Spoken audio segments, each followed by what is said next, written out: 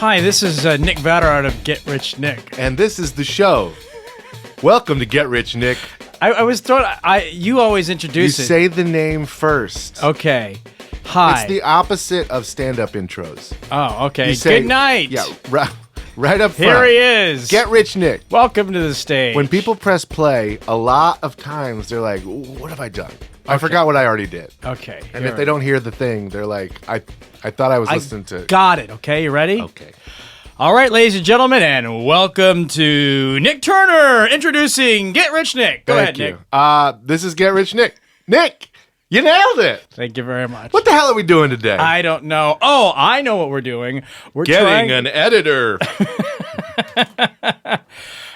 We have one of the episodes that we sort of pitched early on to kind of get this show. I like the idea that Earwolf only picked us up to make us do this. And what is this? Well, today we're going to talk about donating sperm and eggs and sperm. Remember that old Dr. Seuss book? I do not have green. If you have green eggs and sperm, go to a doctor. I'll tell you that right now. I don't remember that book, but I do remember a porn parody I saw once. That was that? Dr. Seuss. Yeah. Yeah. The Seuss was truly loose. It's not even a parody of how it rhymes. The Seuss is loose. That's the least Dr. Seuss will rhyme. That wasn't that was just me saying my thoughts about it. That wasn't the name of it. I mean, Oh, the places you'll it should be. It was not loose from a jag. It was not loose in a rag. I Right. did not let it loose in a bag. I did not let it loose because of a nag. Oh, man, guys, let's hope the episode gets better I'll after tell you this. what, if I'm the guest, I am furious. All right, well, ladies and gentlemen, our guest today is Levi Bailey. Levi, thank you so much for coming. Thank today. you. Thank you for having me today, guys. Levi, I was at work. We have a mutual friend. We do. Anayat. And I was talking to Anayat about, I don't even know how it came up. It came up the topic of doing a donating sperm episode. Mm-hmm. And Anayat goes, I know a guy. I know a guy. That's what I'm known for. I'm that guy. Usually, no, if it's like in prison, you're the guy. It's not just the sperms. Like, you're probably the guy for everything. Yeah. You know, he's like, you're like, I need some fresh white truffles. I know a guy. It's the same guy. That's a fairly accurate assessment. Is like I'm usually the guy for whatever like oddity. It's kind of a Kramer type thing. Yeah. Kramer knew, like, I know a person who does this, but you're all of those people that Kramer knew. I'm just the one guy that Kramer knows. Yeah. But, Okay, I don't even know where to begin. Okay, I know where to begin. Okay. I tell you, the first time I looked into donating sperm, I was in college. That's the first time you're broke, right? You know, where you don't have anyone else. I was broke as a kid. yeah. Okay, But they it's just didn't. born they, broke, yeah. Yeah, they don't let you. The difference is, I know a didn't place. have to pay rent when I was a kid. And so I looked into it. First thing I saw, you need to keep your temple clean. And Yeah. I'm in college, and I'm like, this is Yeah. not really what I'm trying to do right now. So that's funny you mentioned that because that was the one thing that probably changed my life forever is they have a rule that you have to have, depending on the person, between 2 and 3 days between each load that you hand over. And that's how they refer to them. That's the That's the each medical load. term. Yeah. I would assume specimen. Yeah. But no, they use. But yeah. And 2 to 3 days for you to rebuild your forces. And that means that if you're going to have sex or do anything on your own time that involves ejaculation, you have to be like, is this worth $100? Because that's what I am throwing away right now. I guess what I meant more in keeping my temple clean was drinking drugs. Yeah. But I love. I mean, men would be broke if it cost us $100 Every time. Every time we'd be like, yeah, I don't need the money. So how did it? Where did it first? How'd you first? Where were you introduced to this? I just got grad school with a mutual friend of ours, and Well, what was your degree? and a very is costly important. one, screenwriting at the American Film Institute. Okay, because I was expecting a better one. A better one. That's how you got to be a sperm donor. Yeah. Yeah, I don't think a lot of like lawyers get out of college and like, you know what, I better jerk off for a little bit until the money comes in. Creative types, I feel like you just can't hop right into the workforce, right? Yeah, Especially exactly. with a screenwriting degree. Yeah, it's the 'cause most useless. kind of a very hard job to get. Yeah.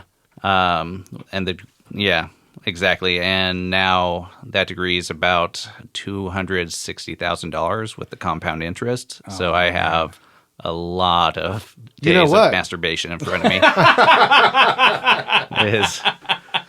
I just can't give it fast enough to pay off those student loans, man. It's just so funny, like it's always such like a you got to get out to work. You just can't sit at home jerking off all day. And it's like, well, actually, I kind of have to, otherwise I don't eat. Yeah, you know what, Uncle Dale, I can. I can. I will. I will. I'll make better money than you. What is the money like? I don't know what it is these days. This was about 10 years ago, and it was about $100 a pop. I think it's 110 actually. Wow. So that is, pretty good money. Like I said, only every 2-3 days or so. But to go back to your question, I stumbled into it by doing what everyone does after when looking for work and just searching the dark side of like Craigslist. I try to get into a lot of like medical, like paid medical experiments. and Robert whatnot. Rodriguez. Exactly. Yeah, just like him. But they were all so intense, the ones that actually paid like good money.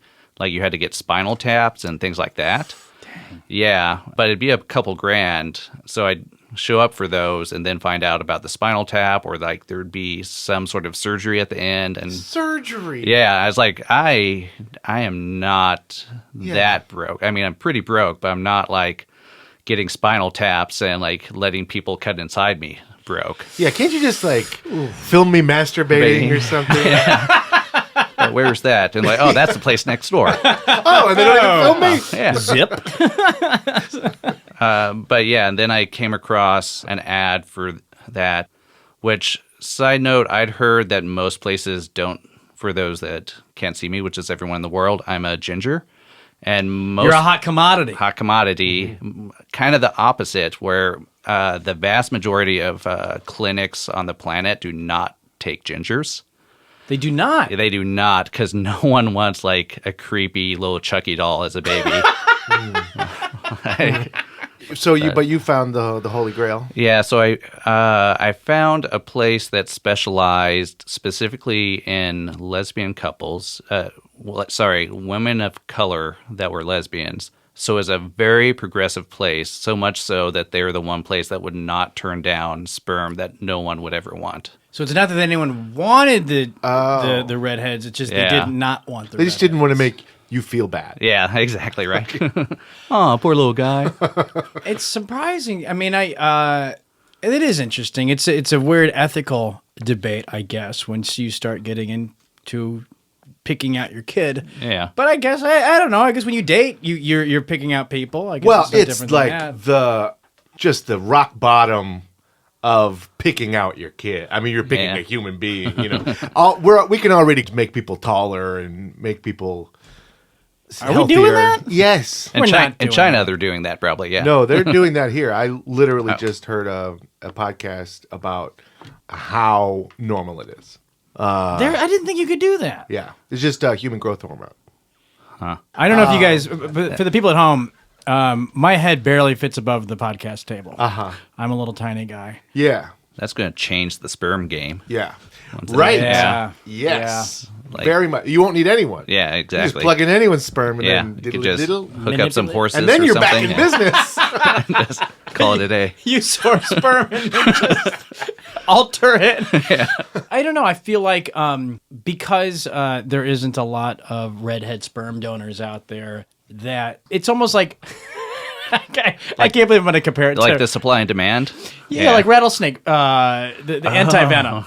Like it's not you don't use it that often, but when you do use it, it's so rare that they can charge whatever the hell they want for it. So no spinal taps, No spinal no taps surgeries for this guy. Yeah, just good old American jacking off. Now, how old are you at this point? I'm about 24, 25, or give or take. Yeah. What are we looking for? What do they want So age wise?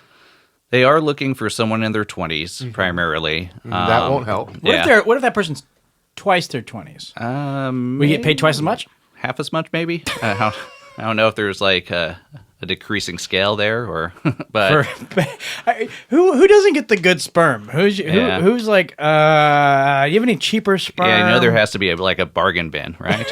How much do you think it costs for a woman to use these services and then get pregnant? Oh my god, Total. thousands, tens of thousands. Yeah, like 10,000. Yeah. something? Oh, yeah, you're right. This is like a business we should all be in, pretty much. Well, I don't know about that. I feel like I'd need to be smarter. You know, I feel like if I start a business like this, they're going to be like, "Sir, you had to get some credentials first to start your sperm. You're going to donation jail. business? You're going to jail. Forever. First thing we're doing. And then I'll tell you B once you're in jail. When you're about to die, I'll tell you B. I mean, I guess we joke. There is a big heartbreaking deal for I think a lot of people that have to use these services. Yeah. I mean, I've just known the people that have had to freezing their own eggs in that sort of situation. I tried to freeze my sperm, and they explained to me there's no rush. I have 5 refrigerators in my.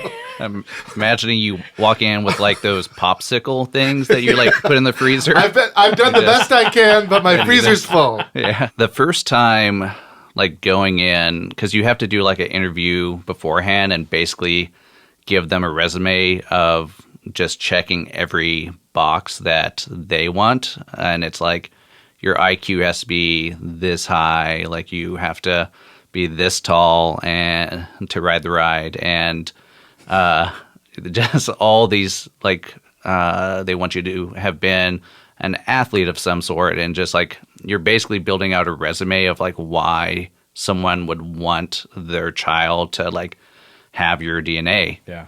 Oh man, I was like someone showing up for their first job interview where I was basically like wearing a suit when I went in. Yeah. It's like, okay, I'm just going to look like really nice, and then I like show up and it's just like this. Where do I put my briefcase? Yeah, exactly. Where do I put my briefcase and my baseball equipment?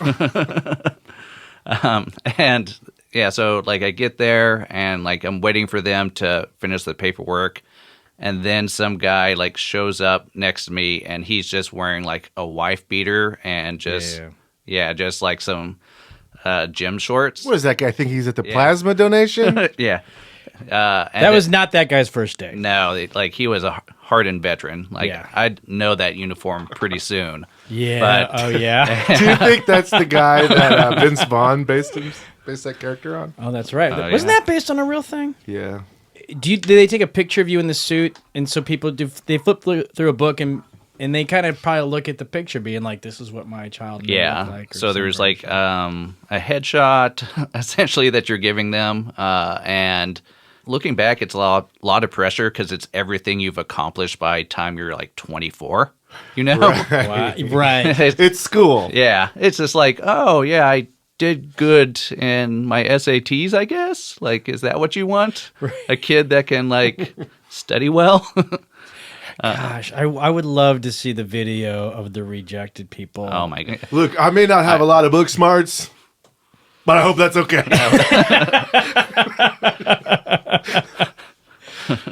But yeah, so that is pretty much the first experience there is like showing up and them like passing a cup over and being like, okay, like you're good on paper. Like, let's see what you got.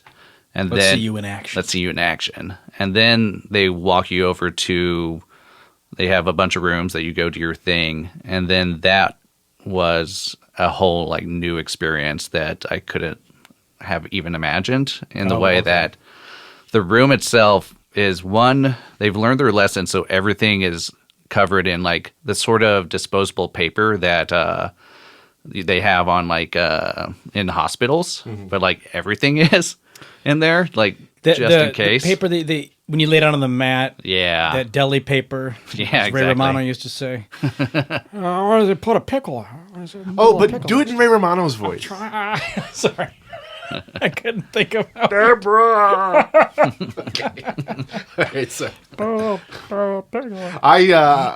they heard you doing that in the waiting room, they wouldn't accept your sperm.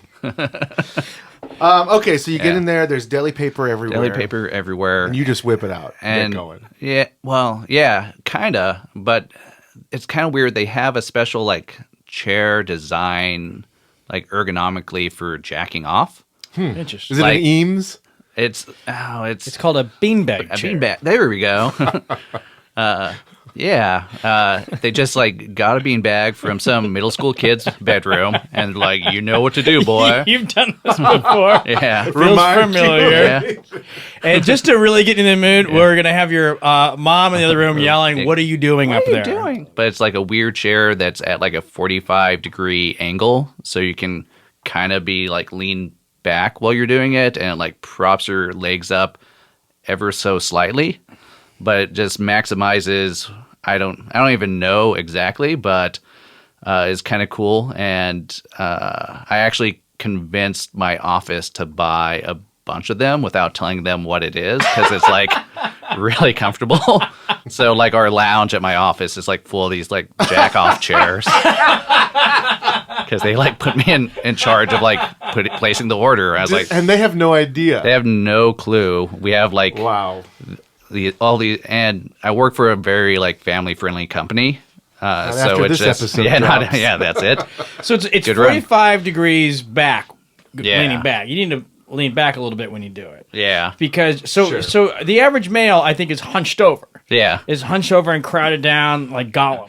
I would love to see the commercials for this chair. I usually are you jerking off like this? I usually have to lay on top of a doghouse, like so I get like that extra extension, Snoopy style. I call it the Snoopy. Yeah, yeah.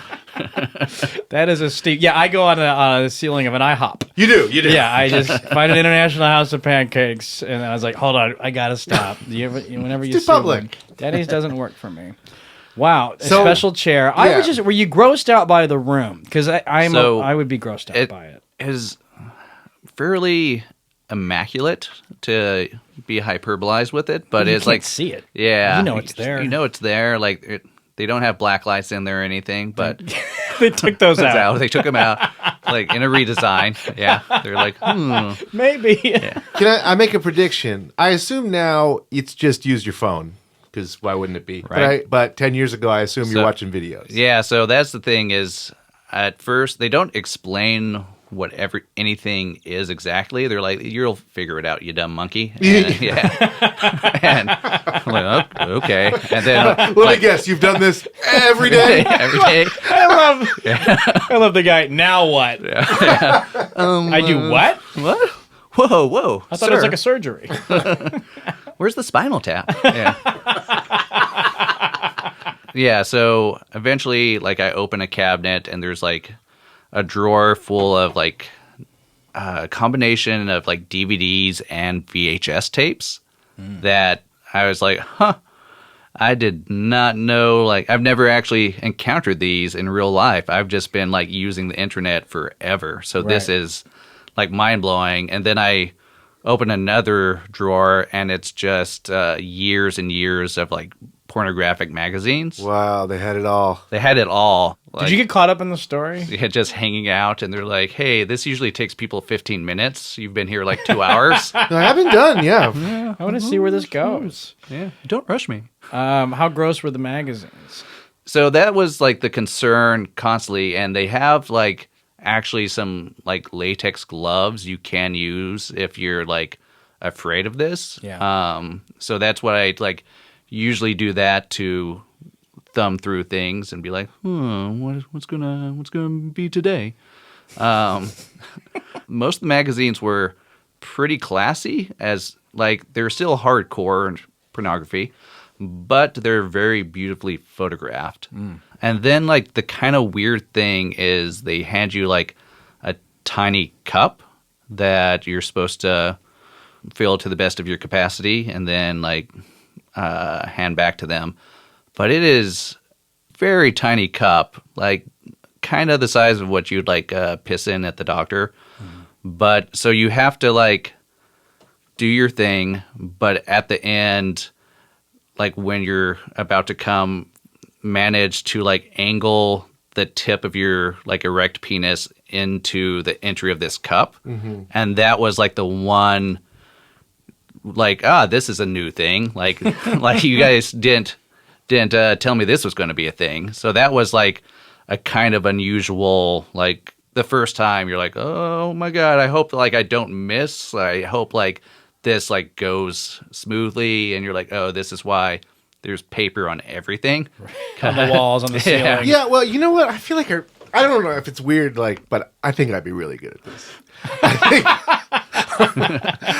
Also, I am like, no, you don't need gloves. I don't think anyone's getting anything on the magazines because this is you have to get it in the cup. No one's like, wow, splitter, you know, and oh crap, right, I'm in a hospital. I said I was supposed to do it in this cup. You don't think they get it on their hands and then touch the magazine afterwards? I don't. You know, you don't need to tell me anything you're not, prepared to tell me. But did you miss? I was like a bullseye artist. Straight man. shot, my man. Yeah. So Right. you make it into the cup. You're a champ. You hand it in, and they say to you, "Is that it?" Is that all? Is that all you got? No, so I'm assuming they do comment on how much. So that is actually a thing. So it takes a few days for them to get back because they have to like see that it actually holds through like the freezing process, and because that's like a whole other thing is you have to have like good quality when it's like thawed out as well. So it has to be like pretty top notch. And like one of my proudest moments of my life that I'm sure like my parents would be like even super proud of me if they like knew I did this, but is that when they called me back like 3-4 days later, they were like, hey, so we got your results in and that was one of the finest specimens we've ever had. No. Yeah, they're like that was top quality, like it held perfectly, and they just like went on for a minute about like they're like, oh yeah, there shouldn't be any problem like inseminating anyone with like this. And I was like, huh, Is this in your that's awesome. Tinder bio? That's amazing. Yeah, like top notch sperm, guaranteed. Wow. Guaranteed to get you pregnant first try. Do you think you'll ever tell your parents that? Yeah, probably Let's not. bring them on. So how many deliveries do you have to sign up for when you initiate? There's a 1-year responsibility, but you don't have to meet a quota or anything like that. It's like whenever you have time, like just come in. So it's more like when you sign the 1 billion year contract for Scientology. Like there's nothing they can do about it. Yeah. They're hoping. Yeah. Yeah. I guess that's a pretty accurate metaphor. Yeah. Thank you very much, Nick. You see how easy that is? Love a compliment every now and then. Okay. All right. Levi, you're doing great. Yeah. Too quick. Didn't seem natural. Yeah. Sorry. Now I'm self-conscious. No, but you are doing a really great job. So, I was trying to figure out how to insult Nick while complimenting some. How many times have you done it? So when I do something, I'm all in. So for 1 year, I went every 3 days without fail. Are you serious? Yeah. oh, so when you were saying you bought the chairs for your office, you meant you work you work there now. Yeah. Your own. Every 3 days. Every 3 days. And so that means you're not ejaculating and you So- don't have a girlfriend. So that, so I was Uh-oh. dating people at that time, Okay. and that's what probably changed my life because I had to figure out how to eliminate like the ejaculation part on Of my dating? on my side in sex, which is like pretty horrible. And I'll say like once that 1 year contract was like through, it was just like a big party because it's like, oh yes, I can do this again. But yeah, it was like a year of if you're with someone, Be like, oh yeah, by the way, like I really can't afford to not.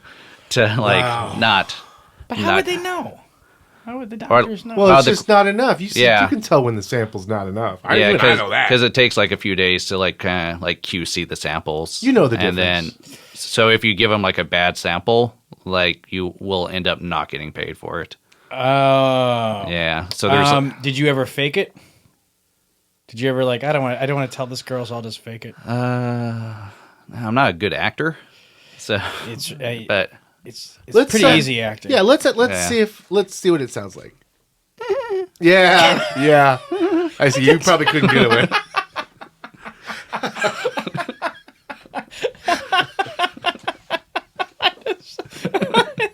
Just imagine a girl in bed hearing that, like, did you just come? Is there a squirrel in bed?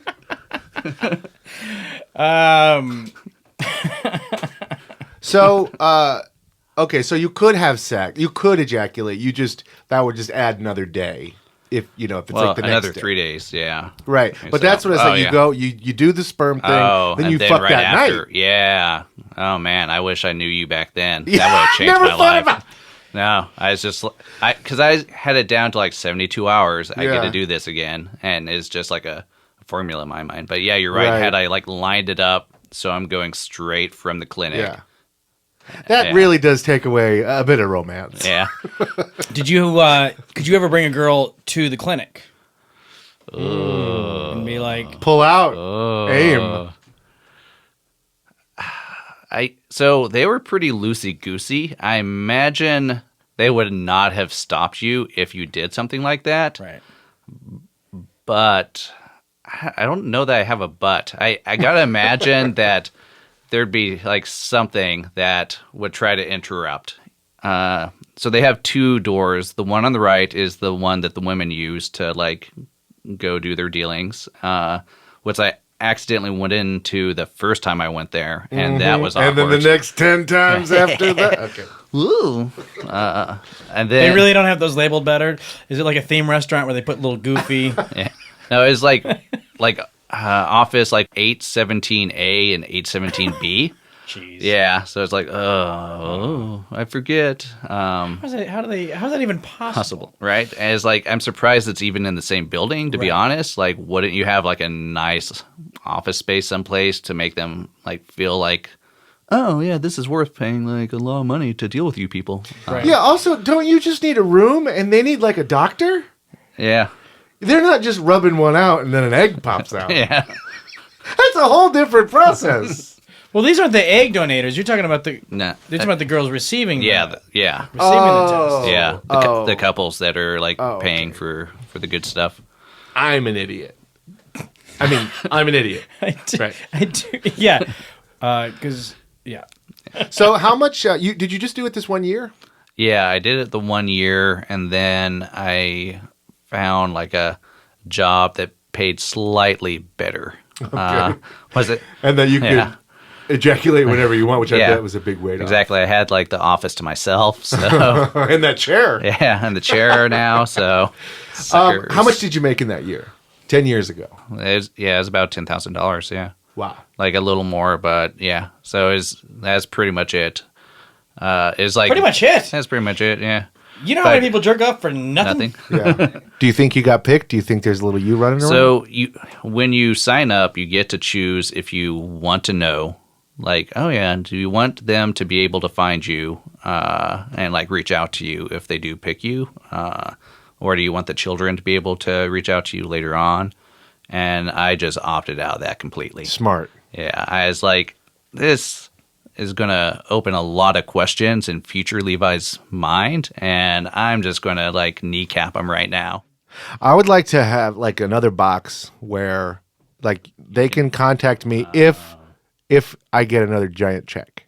They can pay me 20 grand to find me. I like that. And then if they're cool, I'll probably buy them presents with her. And then like another one where like if they end up being like famous and successful, then you can like Yeah. change things. Hello? Yeah, what if you need a kidney? Yeah. You just think of it as you just put a bunch of kidney donators out in the world. Oh yeah. So like what do I you- have so many organs I can go harvest now. Some people call it sperm donating. Others call it organ harvesting. I call it immortality. I'm going to come forever. I keep thinking of just the jerk off part and handing it to the doctor part. Yeah. I'm forgetting that after it gets handed to the doctor, Yeah. it goes to people who are just trying to have a happy life. But somewhere out there, there's like this redheaded lesbian couple that like now have a redheaded child, and they're like listening and like, huh, that son of a bitch. I mean, this is, there is a world where this episode's now a clue to somebody in the future. In that case. That's cool. I don't know. If somebody were able to 23andMe you down and figure it out, because it can't with 23andMe, can't people figure it out that way now? Even unless That sounds like a thing. Yeah. Yeah. if somebody did ever, If they can if you catch each serial do it. killers with it, I imagine. And it doesn't even have to be they you. can figure out screenwriters. Yeah. It could be your family member who did it. You don't, Yeah. you can't even control whether someone does it or not. So you don't know if there's anything out there, but you did say you had maybe the most powerful superhero sperm that they'd ever seen. You're on like the 1% of like sperm they think is going to get someone pregnant. Yeah. Now, if that's on your little Tinder bio that people look through, Yeah. that's probably going to raise some eyebrows and will probably get you picked. Yeah, I did not think that through. Yeah. I think that's a valid point. And so this, I guess, brings up the other question is I'd be curious to like see what information they have, right? Like when they're actually looking through this. Right. 'Cause Oh, yeah. You never saw that. Yeah, like I just didn't question anything. I was like, well, I'm getting $100 for this every 3 days. All right, whatever. But yeah, you're right. Now you have me worried because like if it is like, here's like the top 10 in all these different categories that they can like choose from, and like, oh yeah, this guy, he's like pretty much number one in guaranteeing you're going to get pregnant, and then I'm just going to have like dozens or hundreds of like organ donors out there for me. But what did you do with your $10,000? ate food and paid rent. That's pretty much it. No, actually, I take it back because I was living my I best bought life. a spaceship. That's it. A rocket car. No, because I was living my best life. I was on food stamps at that time, so I didn't spend on food like a sucker. Yeah, I Take did. that, the system. I think I. Did you put that on your application? On food stamps. Well, I guess that probably happens a lot at Yeah. the sperm donation. That's the store. catch-22. Is like Right, all the right. sperm is pretty great, but there's still guys that need to sell their sperm for money. Yeah, exactly. Yeah, you're not getting like some sort of like billionaire Harvard grad. that's like, no, I'm just going to do this out of the kindness of my heart. Like you'd only get at best like a Jeffrey Epstein type. That's like, yes, I want my seed everywhere in the world. Yeah, that's that's like- pretty awesome. There's probably maybe where there's some like cocky guys like that, but I guess you're doing a great thing though. You're helping out couples Yeah. that need it. So I guess that's Yeah. it's rewarding in a way that probably the In a way most that you'll people never know not because thinking about. you signed away. you block any kid who wants to find his parent from finding you. So it's probably, but yeah. Did you ever put this on a resume for other jobs? No, like, can you think of a job where this would be like a positive thing on a resume? I don't know. I mean, it like shows commitment. Commitment, like Yeah. like as charity work or What, something. What date do you tell a potential mate about this? Because I'm me pretty Pretty early, quickly. like right away. That's what I would do. Yeah. Mostly My name? Sperm don't. I mean, Spermy McGee. Did it ruin jerking off for you in general? Were you As a able task. to do that as a my recreation? boss is really riding. It felt too much like work Yeah. after that year was over. Like, were you ever like jerking off and then you get sidetracked and start doing your taxes? Yeah. Sweet relief. No, It changed sex forever. That was the one thing. But How so?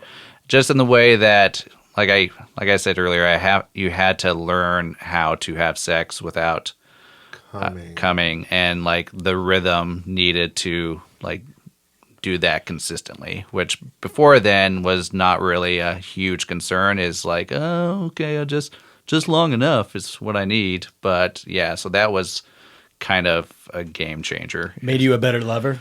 Yeah, I guess it depends who you ask. But at that time when you were with women and you were like, I can't come. I mean, did they kind of love that? Yeah, I think most of them were okay with that because they're like, oh, I don't have to figure out what to do with that now. Like that is off the table. Like I don't have to. I can just like enjoy myself and not worry about like any weirdness. Yeah, any fluids. I think I have an idea to save marriages. Here we go. If you're in a long-term relationship, and you feel like, you're not getting enough sex or whatever, or you start getting to the point where you're not having sex for weeks, for months, it's just a sexless marriage. Well, every 3 days you don't get sex, you could be like, well, you know what? I can give sperm now. And it's like, I make a little money. That's a good idea. It's a brilliant idea. Yeah. So would you like lie to her and like, I'm going to the bar with the guys. Yeah, like, well, I mean, back. I guess that's up to you. Yeah. I mean, I know a lot of women who would probably be like, well, it's good. You'll get off and you'll come home and you won't jump on me. Yeah. Yeah. I think so I think it's going to save the marriage in 2 ways. You'll have more money and you won't be as angry. So, anyway, if that's your situation, you're welcome. Changing lives here on this podcast. I didn't expect stone silence after I was done. I thought maybe at worst you would change the subject. It felt like I don't know why we had to live in it. It felt like you turned lemons into worse lemons. I mean, if you're in a loveless marriage, then you can go jerk off in public. The way to make everything better. Public, leave your house to jerk off. Yeah, this has in been a weird, cold medical facility. A very weird, like Dr. Phil episode.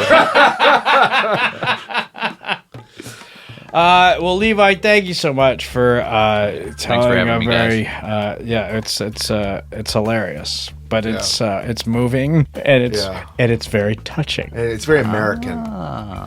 Touching. I stepped on that. That's very American. All right. Well, let's go to the sperm bank and make them say it to our face. Welcome to this week's episode of Get Rich Nick, which has been happening for some time. This is not the first segment, but I introduced it as if it were because I'm a consummate professional. Consummate? Consummate. Right? Consummate? Isn't that a word for sex? No, that's consummate. Oh. And that's a word for soup. All right, we could do this all day. Okay. But we're not gonna, because we have someone who has donated their eggs. Comedian friend. We were both on Best Week Ever together on VH1 back in the day. I think that show's still doing great. Please welcome Sue Smith. Hi, guys. Thank you so much for doing this. Of course. I'm happy to be here. So, why don't you tell us a little about how you first fell into the game of donating my eggs. Donating eggs. Okay.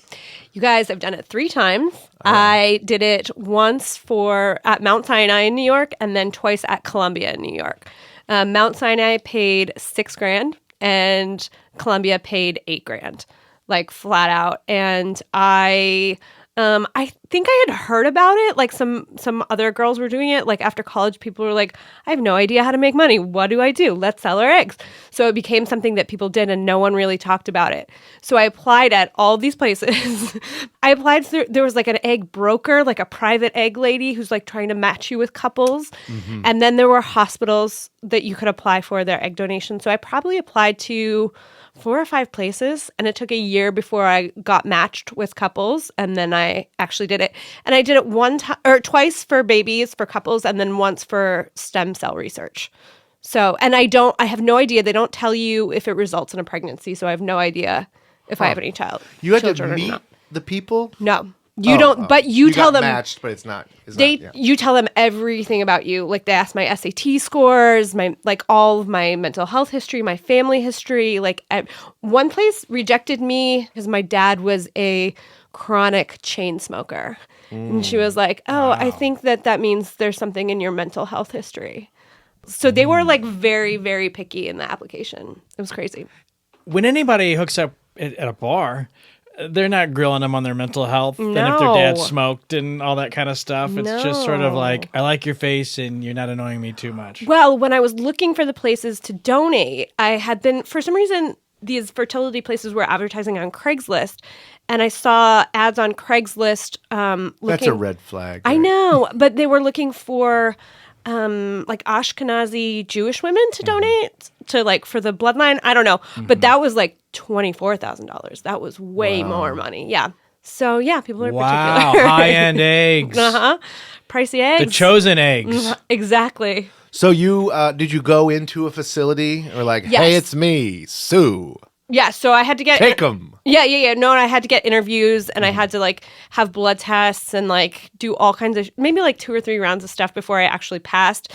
And then once I got paired with the first family, which took like a year for someone to like pick me. Do they have your picture when they pick you? Oh yeah, okay. They know everything. It took like a year for someone to pick me, but once one person did, then I kept getting paired with people. Like I would get paired with people, Right. and they because called me. it must have worked. Yeah, so like if you do it successfully, they know that you got good eggs. You know what I mean? But they had separate elevators so that egg donors would take a service elevator and go up to a different waiting room so that you wouldn't see the couples in the other waiting room, so you had no idea who you were donating Sue, to. I hope It was you don't so know us. weird. Yeah. Here's your daughter. Yeah, exactly. It was so weird. So that's okay. Columbia didn't have that. This is one of the biggest differences right away. So you sign? Do you sign a thing where you don't ever want to be contacted? Is that right? No, I said that they could contact They could. me. So yeah. we're waiting until they turn 18. Yes, exactly.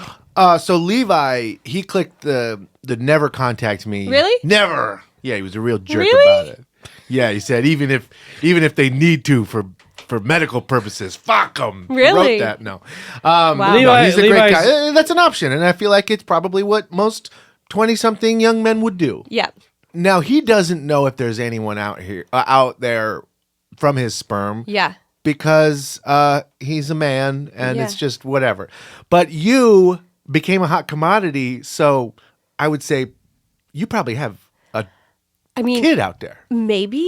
My logic at the time was like, I don't think I want kids. So if a kid turns 18 and they're already grown up and they want to like hang out, Thanks cool. for raising them, bitch. Yeah, exactly. I was like, sure, do the hard stuff. Yeah, that don't does care. make a lot of sense. It is funny because you're like one of the few women that when someone asks if you have kids, you can say, "Not that I know." But probably.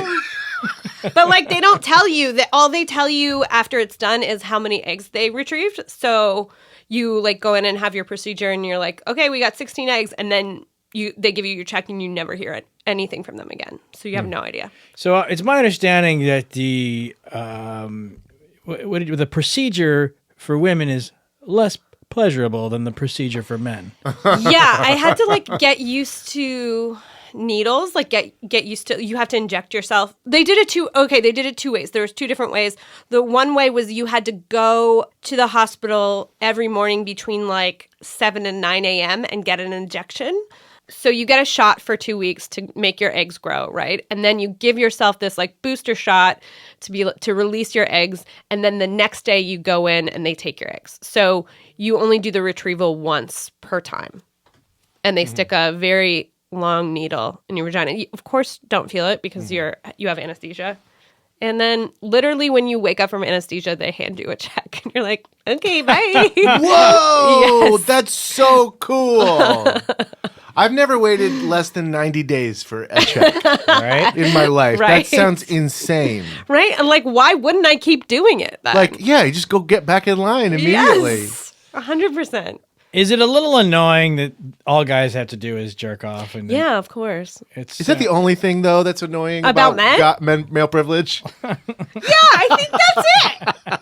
That's it. But they don't get paid as much. Yeah. And then or you're doing the injections. When I did stem cell, I did them at home the whole time, so I didn't go up and get the injection. Stem cell, that was a part of this process? Yeah, so like I donated twice for families and once for stem cell research. So like that one didn't go to families. How much did that pay? Same, $8,000. $8,000, all of them. The one on the east side, which was New York Presbyterian or Mount Sinai, paid $6,000.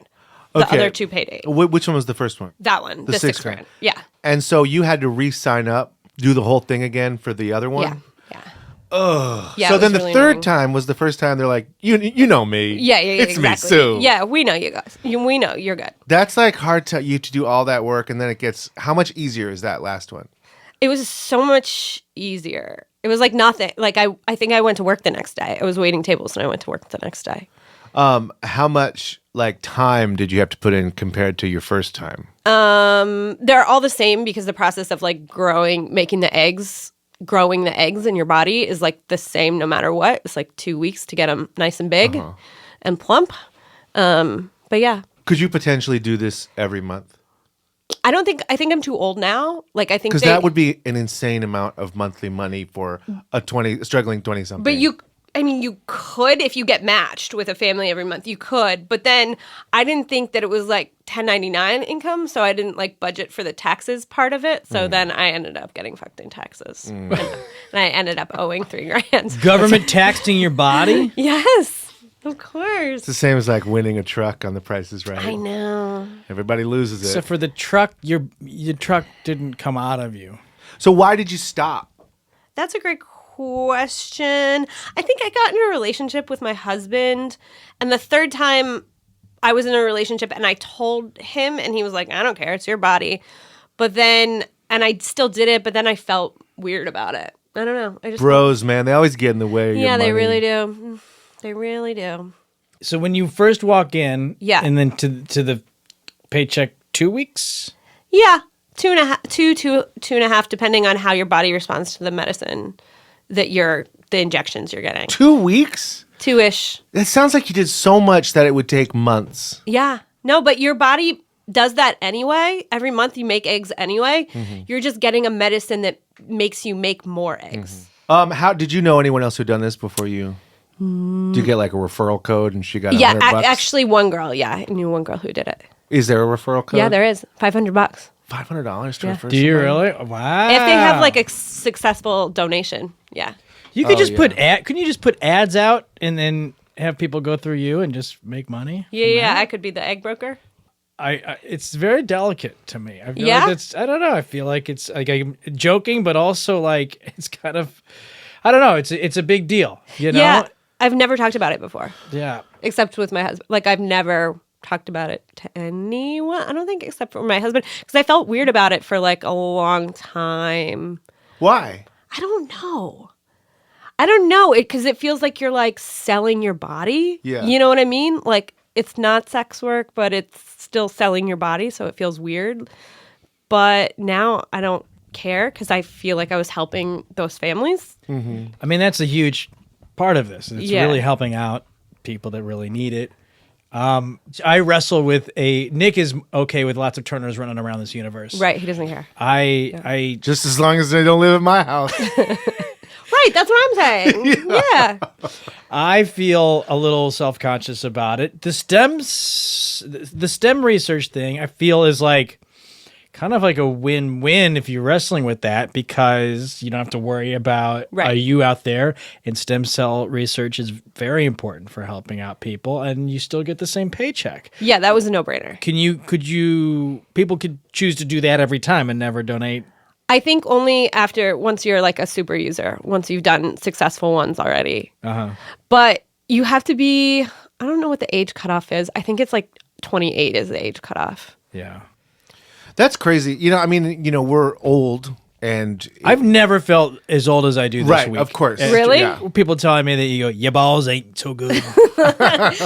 But does it make you feel weird? Do you think it's weird that like to hear that I've donated my eggs, or when someone donates their eggs? No, I mean, yeah. I'm glad that people are okay with it, because otherwise then nobody would be able to have kids of their own that can't have kids, I guess. Yeah. No, I mean, it's like talking to you and Levi, like both are super cool with it. A lot of people are cool with it. I don't know why. It's maybe because if I wanted to have kids and know that I couldn't have kids, but then someone else had my kid. Yeah. And then I'll never know my legacy. Yeah. I don't know. I think also it was weird because there was a shame, like, this is how I have to make money. You know what I mean? Like, how come I'm not rich some other way? Like, with a job, like, this is the only way I can make money. So there was, like, shame in that I had to do that for money. I'm surprised that there would be shame, honestly. Really? I didn't really see it as something to worry about just because we've been talking about donating sperm so much. Yeah. And I really don't think twice about it. I couldn't care less. I would have loved to do it in my 20s, but again, they're very specific and I just wouldn't qualify.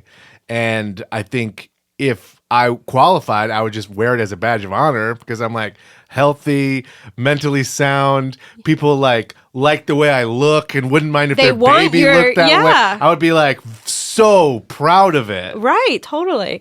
I think there was, for the first few years, I think maybe it wasn't talked about very much and it was this shameful thing. But now women are like freezing their eggs left and right. So like eggs and stuff are talked about more. So it's not like this veil of secrecy. But it was shameful because it was weird, I think. And it was different and new. I don't know. Did you not tell your husband about it on your first date? Or like at what date did you decide to break the news? We had just started dating and I was like, we were like maybe 5 dates in and I was like, I gotta tell you something. And I like took him to a coffee shop and I was like, I'm donating my eggs. And he was like, great. So? What do I want with them? It was like, it's your body, do whatever. He didn't care at all. Yeah. Yeah. I feel like it's a heavy subject. Yeah, there's not as many zingers. Yeah. When we were talking with Levi, it's all jerk off jizz jokes and I mean, what do you... You're like, well, yeah, they stick a needle in my vagina. Oh, God. Oh, okay, cool. So no. There's no long story about you picking the porn out of the porn No, cabinet? I'm sorry. I'm afraid not. No porn involved. I mean, I'm glad you do get as much as you do because it does seem. I think. What did he get paid? $100 a session. Oh, so that's the thing. So he would have had to jerk off 80 times. Does it affect your fertility? It does not affect your fertility. So like when you're born with like thousands of eggs or whatever, and then when you have your period, you lose one every month. I think that's how that works, Lyra. Yeah, you lose one every month. So like they're taking a few of them. They're taking the ones of thousands that you have in your body anyway. So you start with a bunch. They take a few, and then they die off and get old anyway. So the ones you mentioned, I just can't. Sorry, I mean, Levi went 100 times. That's insane. And he made like $10,000. He made about $10,000 so he made a year. Yeah, so he made yeah, but his was pleasurable. Like he probably enjoyed it. It's what he would have done anyway. Yeah, exactly. Right. It didn't feel like an alien probe. No, it was just a sport. Like good for him. Yeah, see. Do they offer you counseling? No. That's not part of it at all. Do you think that has changed and maybe they do now? I think with a focus on mental health? They might, but I think there are more regulations on it now. Like at the time, they were trying to ban it at Columbia. When I did it at Columbia, students were protesting it and shit. So I think it's way more regulated now. Interesting. So that's like an issue. Is it an issue more with like religious people or an issue with like overpopulation? I think it's religious people, but also too many kids. I think it's religious people, but they were very careful about calling it donating and not selling. Like very strict. Like you're not selling your eggs, you're just donating them. So I think the compensation is different now. That like I don't think they pay as much. I don't know. But I don't think they pay as much now. Yeah, I would think that I just would feel like there's more people with enviable eggs that are cash strapped now. Yeah. I mean, with student loan debt and like shitty. Anyone, just it's a trash fire out there. Yeah, no one has a job. Laws. I would do it for $4,000. Yeah, me too. Yeah, that's worth it. I mean, if you do it for 2 weeks, $4,000. It's just like whatever. That's like a really high paying job. Yeah, 2 weeks, $4,000. And do that every month? I mean, you can't, but if you could. So this reminds me of when we donated plasma. The first episode of this show, we donated plasma. What was that like? It was harrowing for me and kind of a breeze for Nick because he got denied. My mouth was too cold. And I don't even want to explain that. Okay. But that is accurate. Listen to episode 1, then come back. Okay. And so we went in. This show is from an approach of we want to make money. Yeah. And so we go and we try to make money doing something. And that's our only focus. And then after the plasma episode, there were some people that were like, that, you know, gave some negative comments because plasma is a necessary medical tool, you know, to treating diseases and research. And I'm like, yeah. And so like, you can't like just treat it like that. And you can't go once and you got to go big. And it's like a service. Yeah. And I'm like, that's great, but that's not our show. You know, we're just trying to make some money. Make some money. Get the hell out of there. Yeah. And then I remember Emily Gordon posted about how plasma donation is big in the treating of her disease, as chronicled in the movie Big Sick, and how important it is for everyone to donate plasma. And I kind of felt bad about that. Wait, how much did you get paid? Well, they said it was $75 for the first donation, Yeah. and then after I donated, they gave me a check for $50. What? But then it goes, you get 75 for the second one. They said it's different What on a the website. scam! That's how they get you. And then Yeah. and then it goes down after that. And if you want to do long-term donations and donate all the time, it's generally like $25 per donation or $30. I don't know. Yeah, and it's kind of weird. And there's this weird facility with all these areas with two-way mirrors and people, and it's just this. Creepy, right? Yeah, there's like 60 beds, and it just feels like you're at a body farm, and Yeah. it feels weird. But just the other side of that, you know, without taking into account making the money of it, I guess on some level you're saving lives. Yeah, I think the weirdest part for me was like taking that separate elevator, taking the service elevator. Like that was fucking weird, you know? Out of all the times I did it, having to do that was like really creepy to me. But otherwise, That's like when they have the rent-controlled apartments in a Yeah. luxury building, and they build a separate entrance for the poor people. Yeah, for the poor people to go. Yes, that's exactly what it was. In this process, were you ever approached to be a surrogate, or just to like? I go wasn't, down some- because that wasn't such a thing then that it is now. Like it's really popular now. But And- Phoebe had already done it. yeah, on that's Friends. true. That's true. But it was still kind of like Kim Kardashian hadn't done it yet. You know what I mean? So I think I would do that. I think that's a lot of money. Yeah, I would assume that's quite a bit more It's at money. least like 50 grand. At least. Oh, at least. Yeah. Oh, it's got to be a. I mean, I guess it's probably And there's then various. I know your expenses Yeah. and shit get paid. Like they pay your rent and they pay like your food and everything. The mother does. Yeah, I was watching a documentary about surrogates in some third world country, and I can't remember, and that's really cool of me. But yeah, they just like go and live in a facility and make like $2,000, and all the brokers and the hospitals and everyone takes all of their money, and then like What country? I think it's Remember? India. Yeah. Oh. Yeah, But here, surrogate's got it good. yeah, Yeah. Oh yeah, it's much different. Yeah. I think surrogacy would be like a great ego boost, or like if you're down in the dumps, if you want people to care about you, Yeah. you become a surrogate, and instantly you have like top-notch medical care. Yeah. You have two people who are like betting their life savings on Oh you, my gosh. and have no goal other than to like make sure you're okay. That gotta feel pretty good. I mean, I host a podcast. Screw taking a walk around the park. I host a podcast about scams, and Oh, we yeah. covered a scam where there was this girl who was seeking out moms who were looking to adopt babies on Instagram and saying that she was having a baby and it was up for adoption, just like catfishing mothers who were trying to adopt for the attention, for people to care about her, and it was really dark. So she wasn't even taking money for them. She just wanted. She just wanted the attention and the yeah. love. Yeah. Super creepy. Wow. Yeah, but that's the thing. People buy babies on Instagram. I don't want to believe that. That's a thing. They buy babies on Instagram? Yeah. Yeah. Or I mean, they find babies to adopt on Instagram. But their money is being exchanged. I wonder if there's a world where you and Levi have a kid out there. Wow. The same kid. We got sperm from somewhere else. Wow. And an egg. That could be. Could be. If you could do it all over again, would you?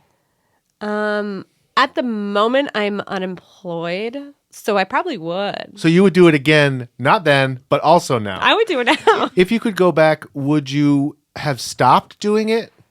I wanted to not rely on the money, so I'm glad I stopped because it becomes like, selling drugs. You know what I mean? It's a lot of money. Or stripping. Yeah. That's an analogy for me. Exactly. It's a lot of money coming in, so I didn't want to rely on this large sum of money. Yeah.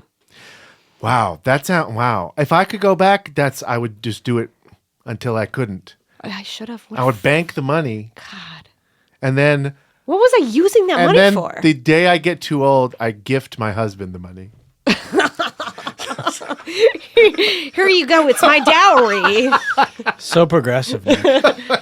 Here you go. I love it. I mean, I don't have the societal hang up about it because I'm a guy who in 2019, I want everyone to do it. Yeah. Do it, people. You're so like, I don't know what the word is. Flip it about it, I guess. What? But why wouldn't I be? Everyone's flipping about everything. Yeah, but every scene in a movie, there's kids born every millisecond. There's kids everywhere. People coming all the time. Yeah, they're terrible. But like in movies, there's always like a pivotal, like when someone has to give up their child. Yeah. That's a heart-wrenching moment. It's sort of universally accepted that that's a heart-wrenching moment. But you're just kind of like, kids come, kids go. I'm not giving up my child. I'm giving up my sperm, which is something it's the batter. hate to scare you, but I've done it before. I feel no maternal instinct towards these eggs. I don't give a fuck.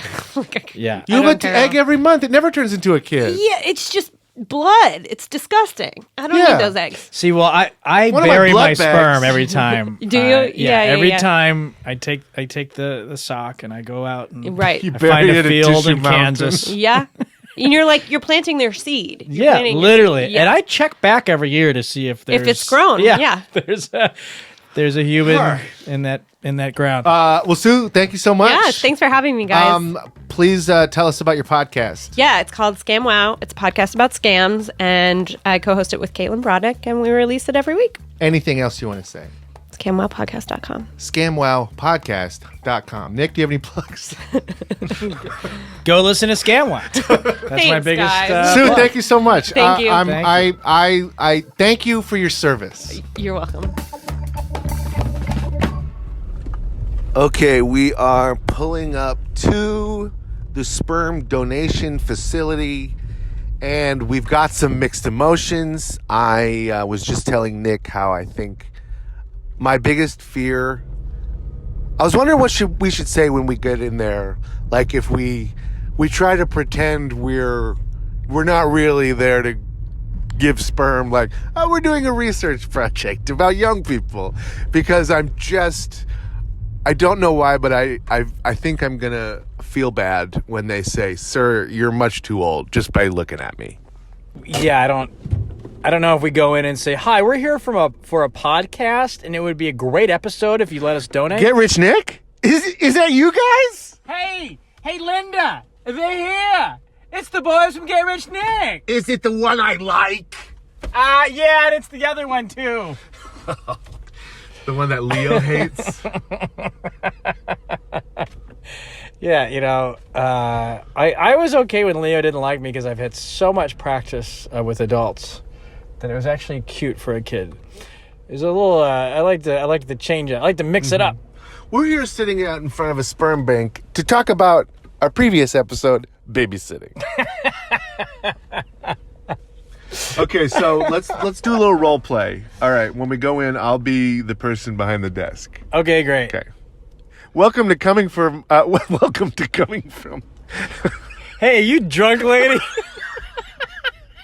Thank you for coming to drain your balls.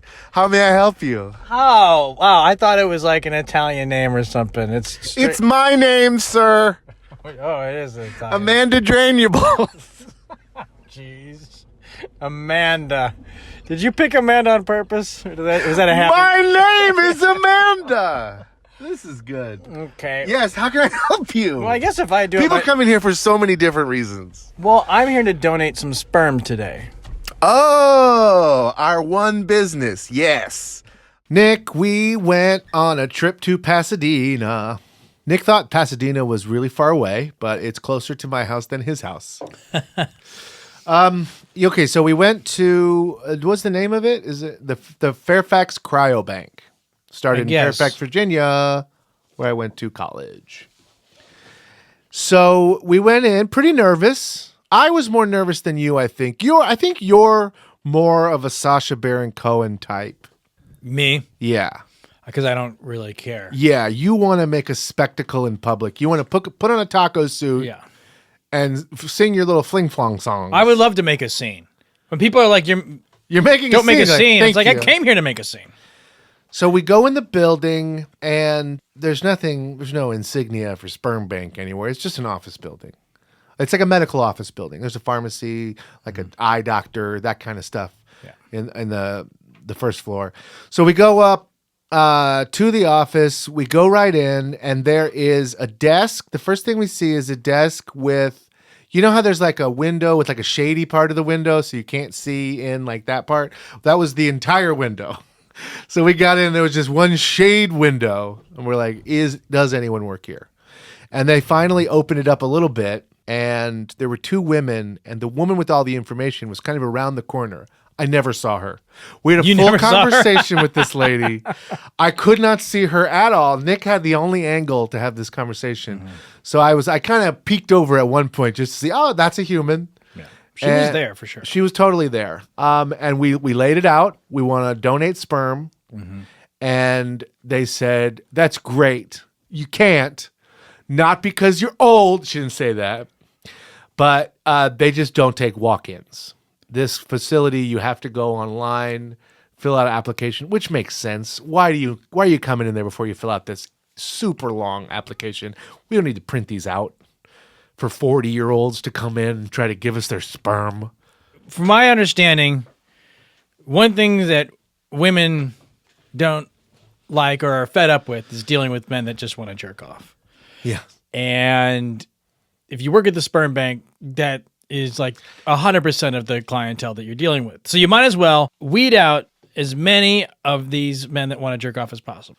And Nick was very frank. You know, he was like, because they were like, all you have to be, you know, it's like you have to have gone to college and be at the most, it'd be from 18 to 39. And then so Nick was like, so 41's too old? Yeah. What if you get my application? It's like really good. Yeah, I said, what if I'm a very youthful 41? And they laughed. But it was not I think it was a polite laugh. Mm-hmm. You know, they don't. And then you asked them, "What about if I have a criminal history?" And they were like, "That's not going to help." Right. Keep that to yourself. Then I said, "Well, what about if I have night screams?" You know, they didn't want anything to do with me. I was like, "What if I have less hair? I can have less hair. I could be shorter next time I come in." Okay, so Nick and I just went to the sperm bank, and it was very interesting because my confidence about not being eligible is now completely dashed. And I think what they said, I'm still eligible because I did the math. You know, no one 40 could do it, and it's a 2-year process, so I had to be 38. Anyway, I'm 39. But then they said all you have to be is 39, which was awful.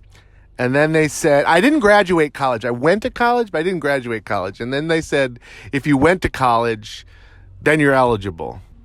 They also didn't want the sperm that I brought sperm in from when I was 39. They did not want to see it. They did not, they said to, I'm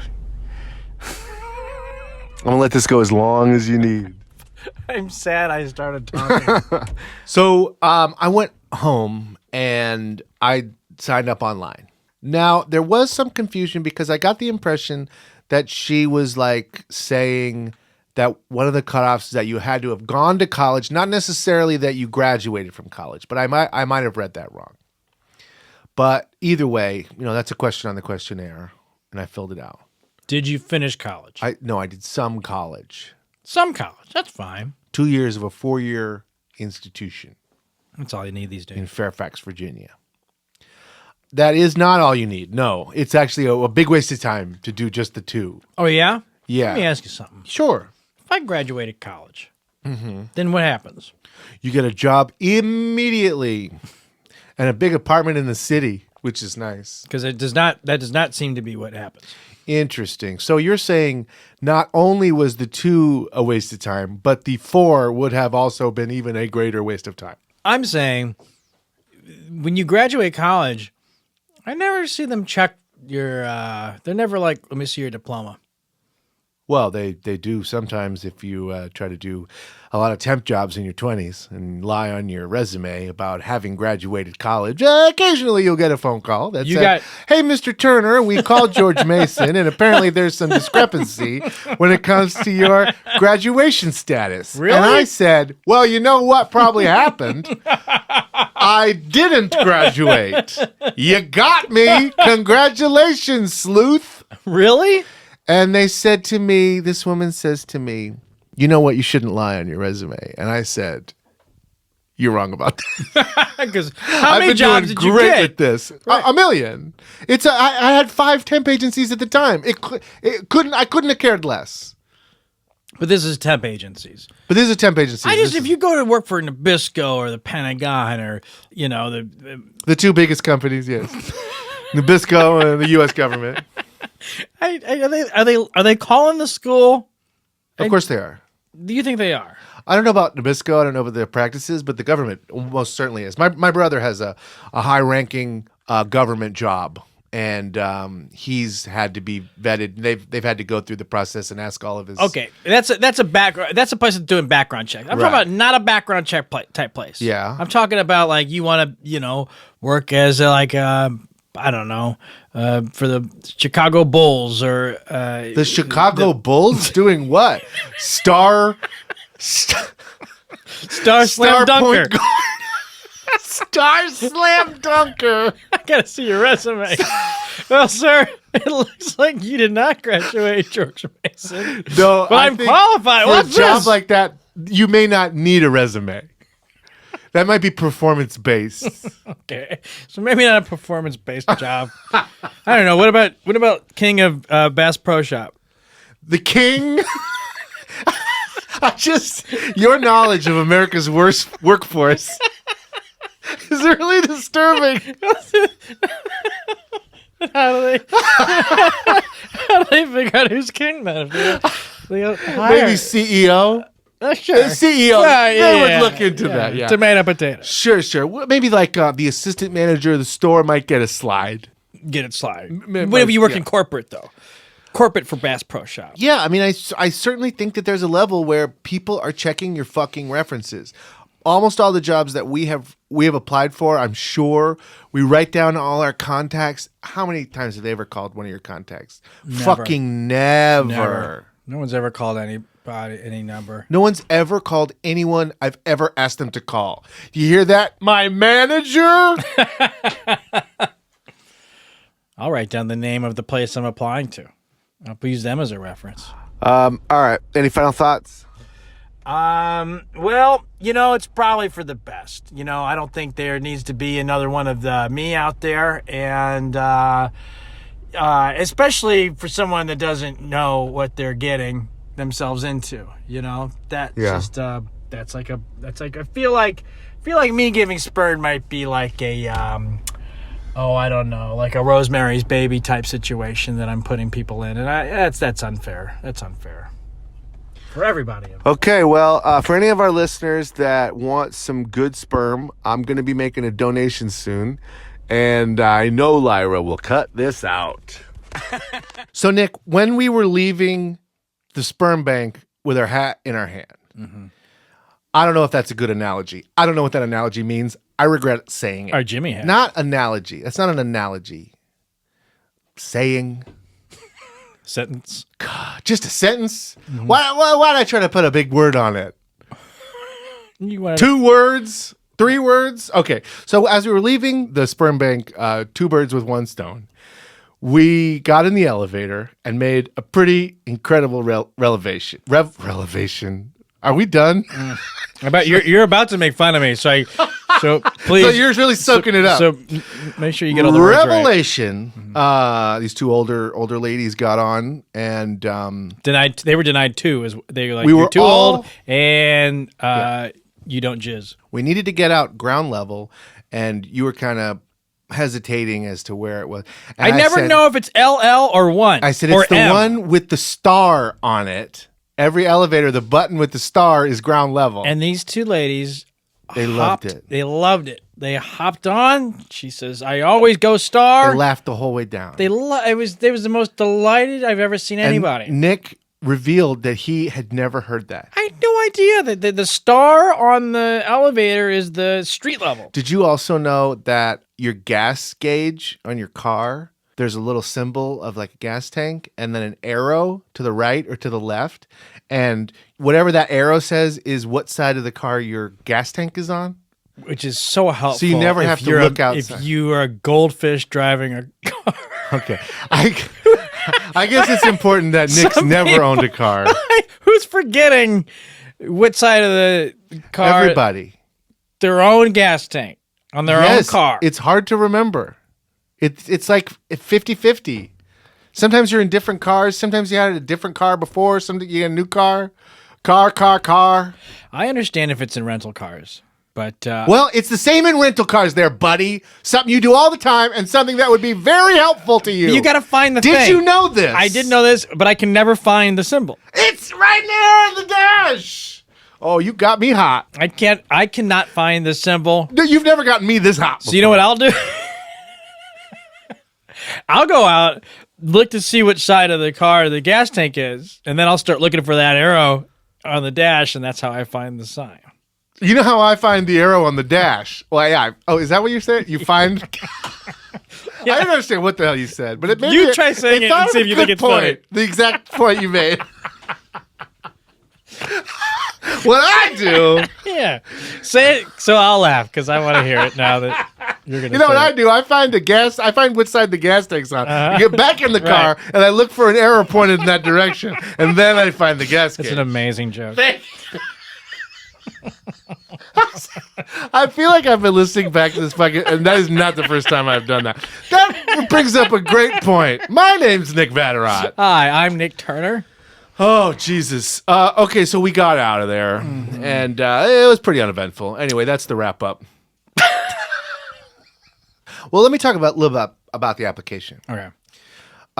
It's long, I mean, it's there's a lot of questions, and there are a lot of questions that, because they said that it'll be, you're more likely to be accepted as a sperm donor if you know your family's history. Mm-hmm. It's a big asset. Mm-hmm. I do know my family's history, but what I don't want to do is confirm it with my parents. And then, not even that it's like, I don't want to talk to my parents about donating sperm. I don't want to spend any more fucking time on this. The application took so long, and I filled it out a couple of times and realized that I had taken too long and I was no longer logged in. So I filled out like 1/4 of it, but it was still like, that's a lot. And I had to do that 3 times, and it was really fucking annoying. But then I finally got all the way through it. And then the last page is so fucking bonkers because it's every member of your family, your parents, your siblings, and then their kids, your parents' siblings, your parents' parents, your parents' parents, and then so there's all these options, and then there's a drop down for, how when you go to a doctor's office, they're like, here's this, list of like 1,000 ailments, like you got to search through them and click off whatever applies to you. Yeah. They have that for every family member. No. And so you could spend weeks on this, where I just kind of put all the information that I knew for sure right away and didn't go through all the extensive background. It sounds like this is something for people who want to take it seriously. Yes, this is for people who want to, and I want to take it seriously, Nick. It's like I'm applying for a job as a t-shirt folder at the Gap. Yeah. However, I don't have arms. And it's like, how many interviews do I want to go to knowing that at the end, I'm not going to be able to do it? Wait, Nick, are you a Kendall down there? I don't know that analogy. Okay, this was a bad analogy. Why am I filling this whole thing out? I guess I was trying to say how futile it all seemed. But wouldn't that be great if they were like, hey, we got it. We really love the way you just blew past all that life stuff. But no, I mean, I do know a lot. And so I do know a lot off the top of my head. And I can't imagine that most people are filling out more than I filled out. Accurately. Yeah. It's a weird like ethical thing where you're starting to weed out. Like we can't blame people in society for having mental illness or suffering from, diseases like alcoholism, but we can say we don't want those in a person we're trying to make. Yeah, I'm fine with that. I mean, I get it. I just think it's a little interesting. Yeah, but don't you want it? Like that's the kind of test you always got to give yourself. You're like, well, what's the ethical? Like, but do you want it? Yeah, I fucking want it. I mean, why even have any? Why is there more than one sperm donor? Why don't we just have like the greatest man alive donate sperm? And that's really funny. That's such a good idea. You only need like 30 prototypes. Yeah. The 30 best. Yeah. Get the best man, the best woman, get their eggs, get their sperm, and then everybody else gets the day off forever. Just have this perfect kid. Yeah. Let's all have perfect sorry kids. It doesn't look like you. Guess who else doesn't look like you? Everyone great I've ever known. And their life turned out just fine. You know who doesn't look like you? Fucking Bill Gates. No one's picking a guy who looks like Bill Gates. No. But they are picking someone with the pedigree of Bill Gates. Yeah. So they probably would still pick Bill Gates. Yeah. We're going to have to come back and at least do a little bit of a wrap up. But as it stands at the moment, it seems like this is not a good way for us to make money, but it is a great way to make money. I can't, Nick, I'm sorry if you don't have the same hangups. I'm sorry if people are disappointed in what I'm about to say, but there is a world that I could see us going. But La La Land was better than Moonlight. I get something that's very controversial and very out of date. There's a world where you continue to do this, right? Mm-hmm. And you wind up donating, and then it winds up getting to somebody, and winds up inseminating, and then 18 years from now, sure, we get him on the pod. He comes on the pod, and you got to tell him that he was a bitch. Look, buddy, everyone's got a story. It's like, how many kids are out there because somebody needed money for spring break? I bet half of the kids are spring break kids. In high school, there's nothing, or in college, there's nothing you need more than money for spring break, buddy. I see what you're saying. So some people, we don't know what people spent the money on. They could have been doing it for money so that they could buy eggs to donate. Flip some eggs. I don't know what the scam is there, but I'm sure there's an angle. Scamming eggs. Scamming eggs. Our next podcast. That's a good podcast for Sue to look into. Scamming eggs. That's good. We should pitch that to the sperm bank as like, if you want to, do some branding and get your name out there, some marketing, we'll start a podcast, Scamming Eggs, where we Sperm bank, place that does not accept eggs. But the title's too good. I'm sorry. All right, we'll go to Beth Israel. Whatever it takes. So, okay, this one is a thumbs up from me, where it's a real Siskel and Ebert moment. I mean, Ebert. Hey, if it's just nut juice to you, God, it's all nut juice to somebody. I don't know why you're so fucking precious with your goddamn sperm. It's dry. Give it to someone. If somebody wants that, you should thank them. You think so? Thank you for validating my existence in this crazy universe. Well, also, I don't have a choice to be precious with it. I'm too old. I'm geriatric in the sperm world. Yeah. Got geriatric sperm. I really felt it, like when we were in that room where there was a clear, divide between the people who still have it and the people who lost it quite some time ago. Yeah. I really felt like warm on my half of the room. It was Hollywood in a nutshell. Mm-hmm. The cutoff for Hollywood. They want them. Everybody wants a 39-year-old. And then after that, they're like, I don't even know why we're saying our ages on this podcast because this is Hollywood's going to get wind. No, I have a program that takes out my real age and weight from podcasts and replaces it with whatever's appropriate at the moment because it's always changing. So the podcast makes no sense. Yeah. Right now I'm 19 years old. So they said they wouldn't let us 540 pounds.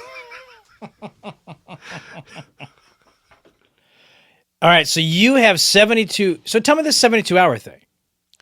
I submitted my application online, and after you hit submit, they said, okay, we're going to review your application, and you will find out if you can move on in the process in 72 hours. Okay. Well, I have to leave town. Well, you can't because we have to wait for my online application to a sperm bank to come back, and then we've got to do a wrap-up. So if it comes back that I can move on in the process, I will do a bit of a wrap-up without you, and it'll be on this episode, and it will be right now or not, and this would be the end. So if there is no other wrap-up, know that it didn't happen for old Nikki T. Wait, if there's no wrap-up, then they're hearing this right now. Then they're hearing this. But if there is a wrap-up, they'll never hear this. If there is a wrap-up, they will be hearing the wrap-up right now, and then this later. Or not. I don't know how it's going to be edited. By the way, at this point, people already know if there is a wrap-up or not. Wow. You guys know what I don't know. Well, call me. Tell me. Send me an email. Let me know if it worked. If they're hearing us talk. So next week, we are going to be putting our money into the stock market for the first time. Not just any old stocks. We're not doing a Ford thing here. Nick, what are we putting our money on? Well, I think it's time to talk about pot stocks. Pot stocks. Yeah. These are stocks for marijuana. The green rush, the marijuana boom. It's happening now. Well, that's what we want to talk about. It's a bit of a trickle, this boom. It's there's a lot of moving factors in this. They keep saying that this is a billions-dollar industry over the next decade. They say there's going to be a lot of winners making millions of dollars, and there's going to be a lot of losers as well. And I've been following it for a few years now. I like to watch Shark Tank, like many Americans, and something that they often say on that, people pitching to the sharks, would be like, the luggage industry.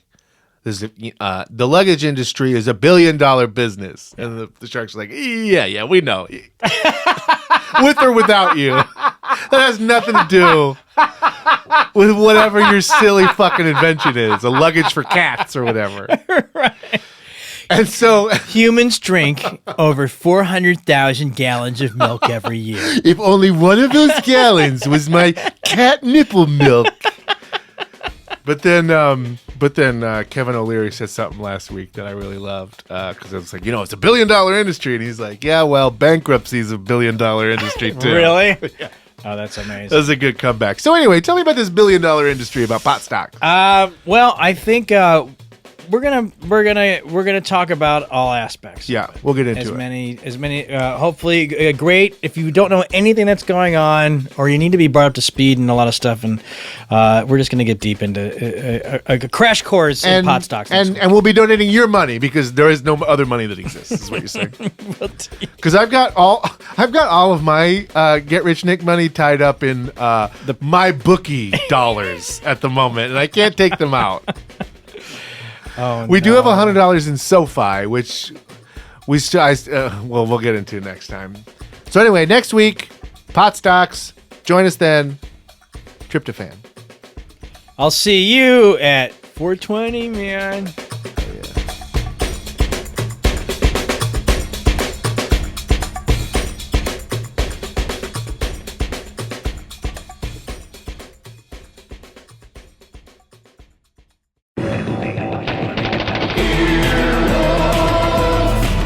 This has been an Earwolf production, executive produced by Scott Ackerman, Chris Bannon, and Colin Anderson. For more information and content, visit earwolf.com.